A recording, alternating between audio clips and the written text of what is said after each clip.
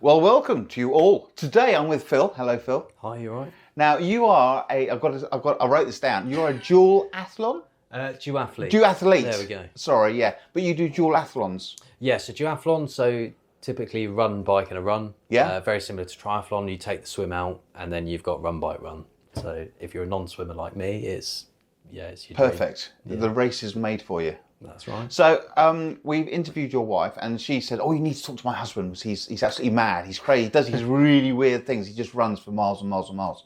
So when I went down to, because you were sat downstairs, I said to you, I said, "Oh, how did you get here?" I was thinking car. And, no, you ran here. Yeah, I had to sit outside for about 10 minutes prior just to, it's sunny outside today, so I've got a bit of a swell. So I sat outside and I was like, I hope they don't think I'm not here. But it's, the reason why we wanted to interview you was basically because you lead such an interesting life. You know, you were in the forces to start off with, and then you joined the AA, and now you're an athlete. Not a professional athlete yet, but let's go back to your early days. Obviously, it set you up for what you do now, being in the Marines, didn't it? Yeah, so I think I've always been into exercise, and fitness is probably literally massive part of my life. I think if I didn't have to work, I'd just go and exercise all day, every day. And I do get told off regularly by everybody that I overdo it. But I think, I ran at school. Mum always had us running to school. If we were off to school, we walked to school like a lot of people still do. And I think that's where it's probably sprung from, and then developed into doing like the 800 meters and cross country. I think is a typical staple. If you're at school, it's something you can. If you don't play cross country, yeah. Yeah, I didn't play football. I can play football, but it wasn't my thing. But yeah, I could run, so I ran, and then it developed into something at school level that was really good, and I'd regularly stand up on assembly and be the runner. And then as I've evolved through life and work and everything else, it's kind of always been there. Whether it's been at the forefront of what I've done, it's always been a part of. I've always wanted to run. Fast forward, and here I am still running, 38, and as long as I can continue to do that. But then you juggle obviously your running with work, because you work for the AA. So what do you do for the AA then? So when I left the military, I obviously needed a form of income and a job, and I kind of floated between a few jobs, and it's probably not the easiest of things when you leave the military is to find a role that can suit what you want to do. And I still didn't really know what I wanted to do when I left, and I still didn't know what I wanted to do when I joined. It just seemed like the right thing to do, and I was an active person, so there I went. And coming out from the forces, the AA's given me an opportunity to take on a number of different roles within the company, because I think having a diverse background, I like to keep myself occupied, and you can turn your hand to anything, can't you? Yeah, really? Not that I get bored, but I like to keep myself entertained with different things. So I started out as a mechanic, roadside patrol. I wasn't like mechanically minded. I just had I think I've got an ability to probably take things on and learn on the job, which I think you do is probably a good skill from the military, is that you would naturally, here you go, off you go, here's a situation, deal with it. So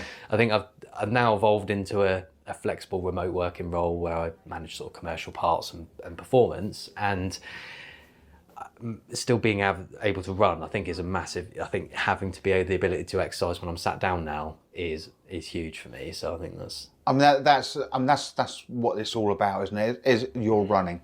Now, you've done some things over the past year, so which are quite intense, aren't they? I mean, what's the furthest distance you've run? So last year, I think if I was to break down last year's sort of thing from now, like I was saying, there's that I've exercised throughout my career, and it's not something that I've never really gone above and beyond in that respect of being outstanding for exercise. But I think last year the big trigger for me was, unfortunately, Mum passed away in February with a battle with cancer. Yeah. It's something within me has probably been triggered. I've always had, I've been into duathlon and running and various bits and pieces, but there was days where I'd be like at the desk, and then I'd have this urge to just exercise, or, through that whole, I don't know, mental health and sort of needing to do something, a coping mechanism, I don't know, internal trigger, off it went, and I'd jump on the treadmill 7 hours later, and then be like, well, okay, 30 miles, 40 miles. And then I don't know whether we were talking about it at home, but there were various ultra events, obviously listening to podcasts we were talking about earlier.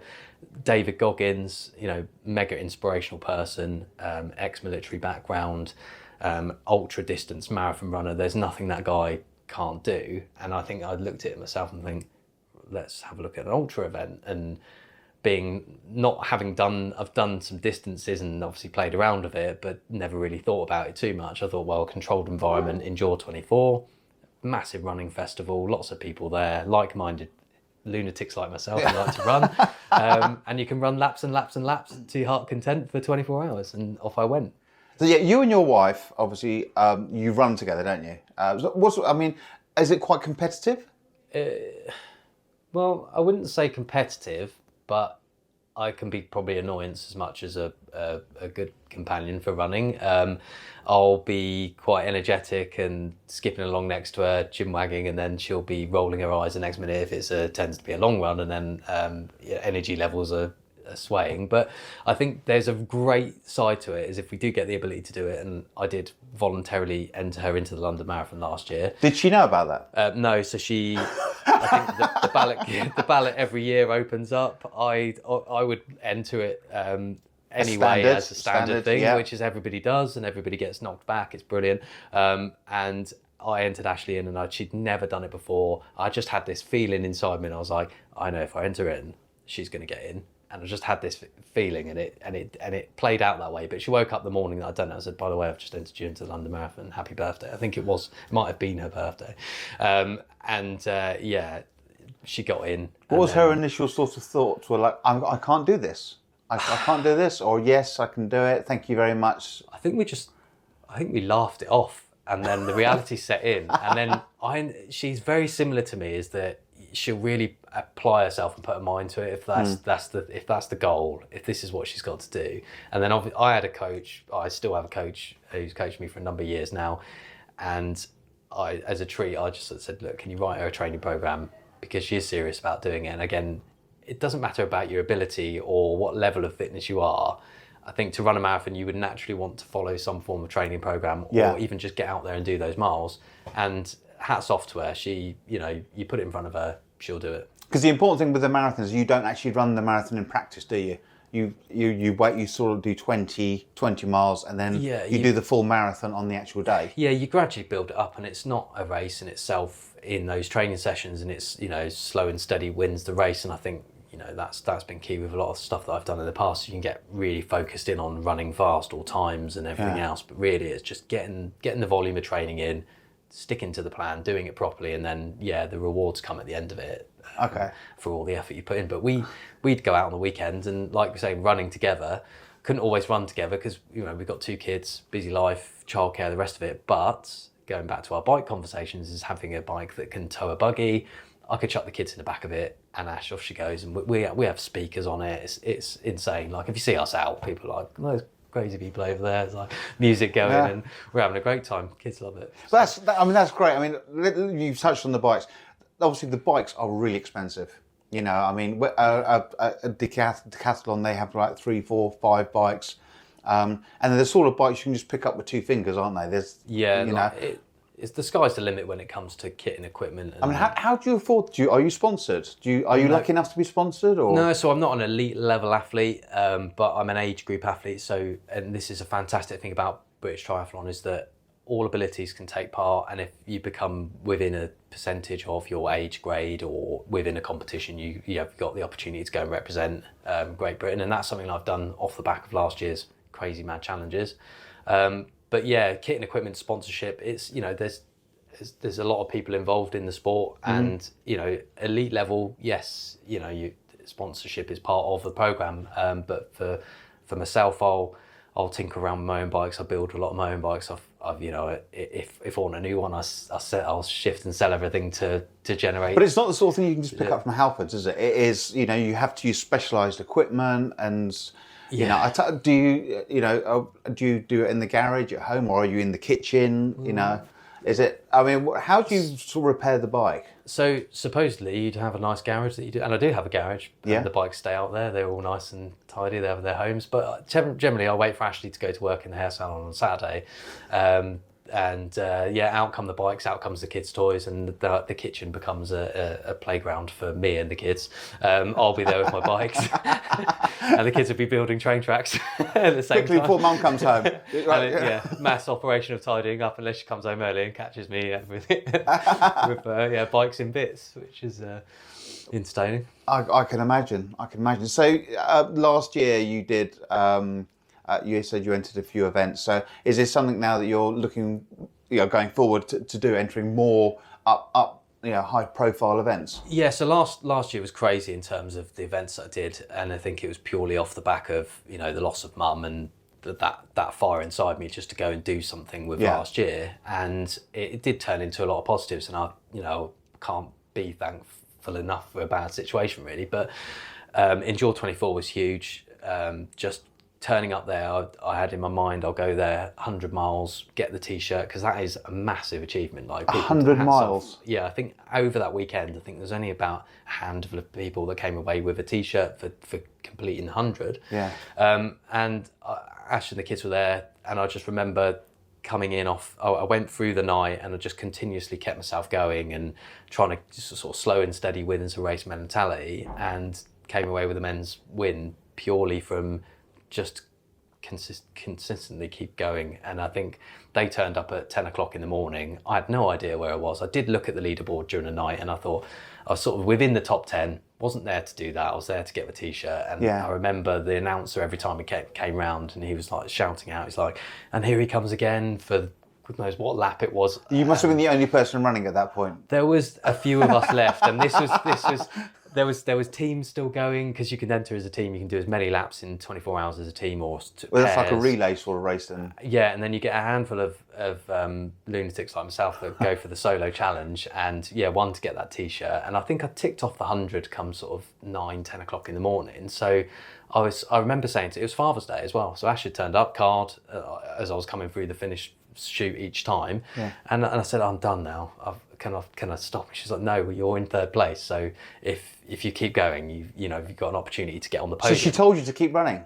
Yeah, she basically sent me out again for another lap. So and I hadn't fueled for this. I hadn't got to the point where I was like, I'll know what I'm doing. I don't even think I grabbed a handful of water or whatever on the way round at that point. Yeah. And I had a handful of gels on me, and I just kept going, and I just went round again. And each time it was more exciting because the crowds were sort of gathering for the 12 o'clock finish. And if you get in within 12 o'clock, you can go for a bonus sort of lap within that last hour, because it can take you 50 minutes to get round.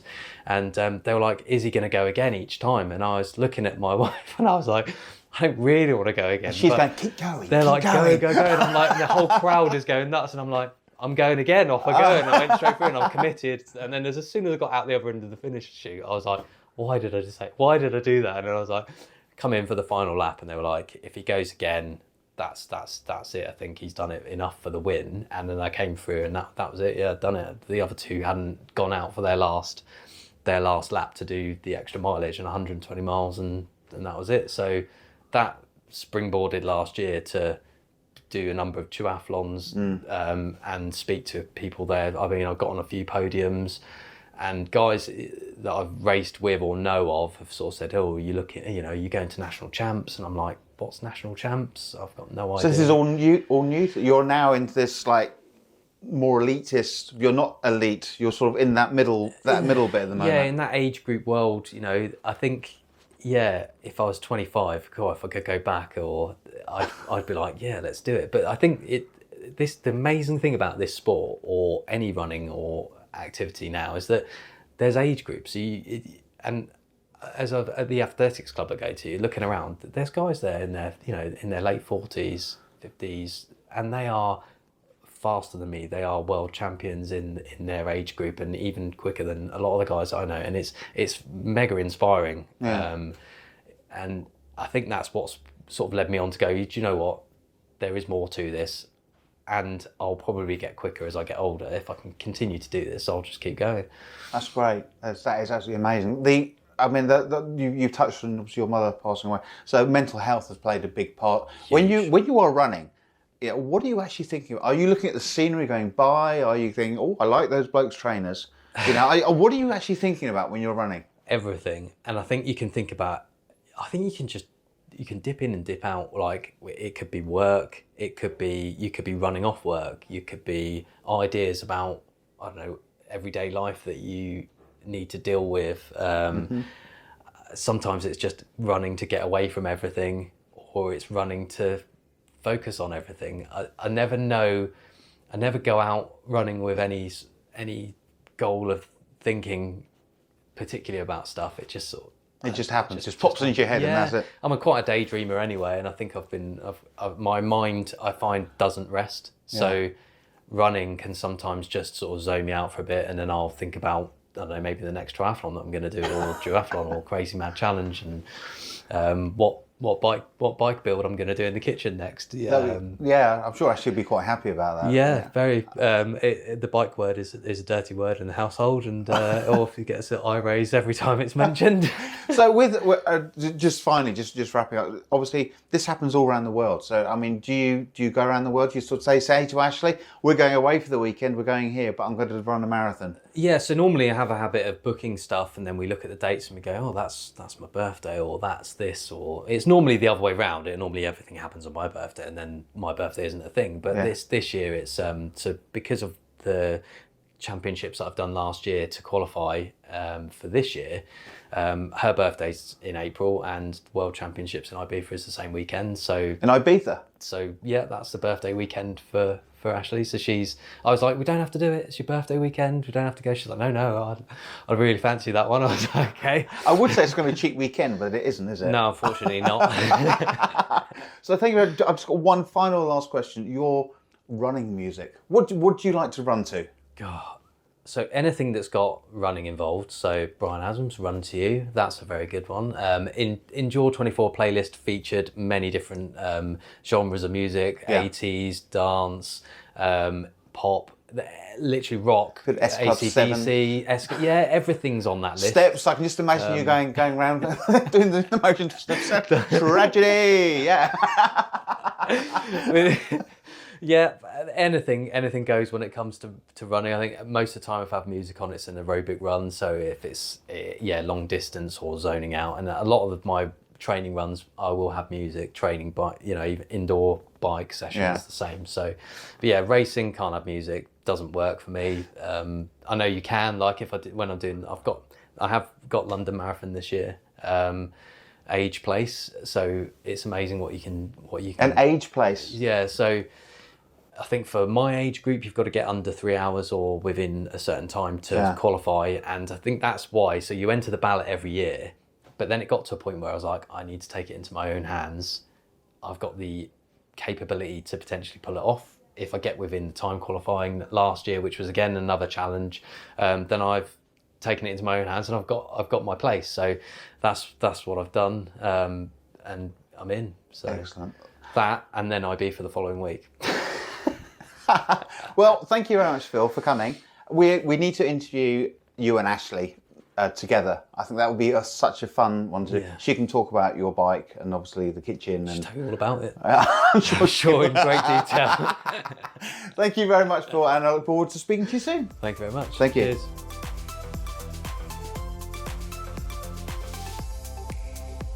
Here at SMJ Media Group, we are a non-profit company providing fun, free content for local businesses. If you like our content and would like to support us, please visit buymeacoffee.com/SMJ Media Group and buy us a coffee.